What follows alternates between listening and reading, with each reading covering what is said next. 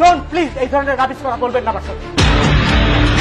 ভারতে পালাতে গিয়ে ধরা পড়া সাবেক বিচারপতি মানিকের হাজার কোটি টাকা সম্পদের খোঁজ মিলেছে এবার। বিচারপতি থাকাকালে মানুষকে যখন তখন অপমান করতেন তিনি।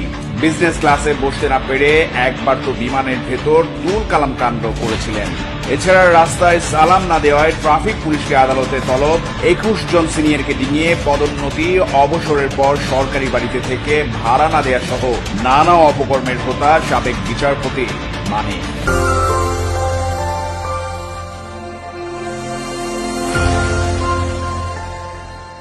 বিচারপতি হয়ে এবার বিচারের কাঠগড়ায় মানিক। তার অপকর্ম আর স্বেচ্ছাচারিতার গল্প মানুষের মুখে মুখে এখন।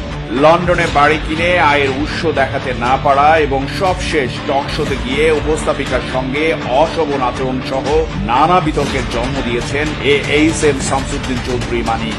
এখানেই শেষ নয়, দখলবাজিতেও পিছিয়ে ছিলেন না সাবেক এই বিচারপতি। রাজধানীর বাড়িধারায় দুস্থ সাংবাদিকদের নামে ওয়াকফা করা হাজার কোটি টাকা দামের 5 একর জমিও দখল করে নেন তিনি। এরপর ডেভেলপার কোম্পানিকে দিয়ে গড়েছেন একে একে 7টি ভবন। এইসব ভবনের সবগুলোই উচ্চতায় 8 তলা।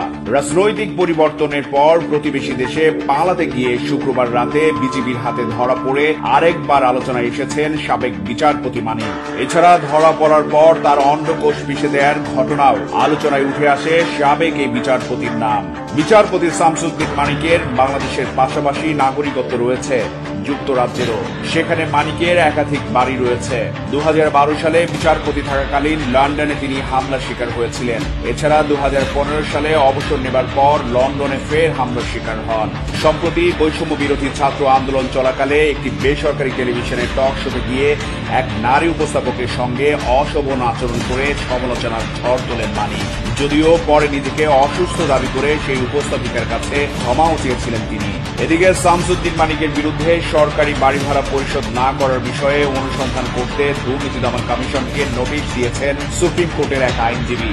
নোটিশে বলা হয়, অবসরে যাওয়ার পর 1 বছরেরও বেশি সময় রাজধানীর গুলশানে একটি সরকারি বাড়ি দখলে রেখেছিলেন সুপ্রিম কোর্টের অবসরপ্রাপ্ত বিচারপতি এইচএম শামসুদ্দিন চৌধুরী মানিক। পরে 2017 সালে তিনি বাড়িটি ছাড়লেও বাড়ি ভাড়া, গ্যাস ও পানি বিল বাবদ সরকারের পাওনা 14,19,200 টাকা এখনো পরিশোধ করেননি তিনি। চট্টগ্রাম প্রতিদিন, নিউজ ডেস্ক।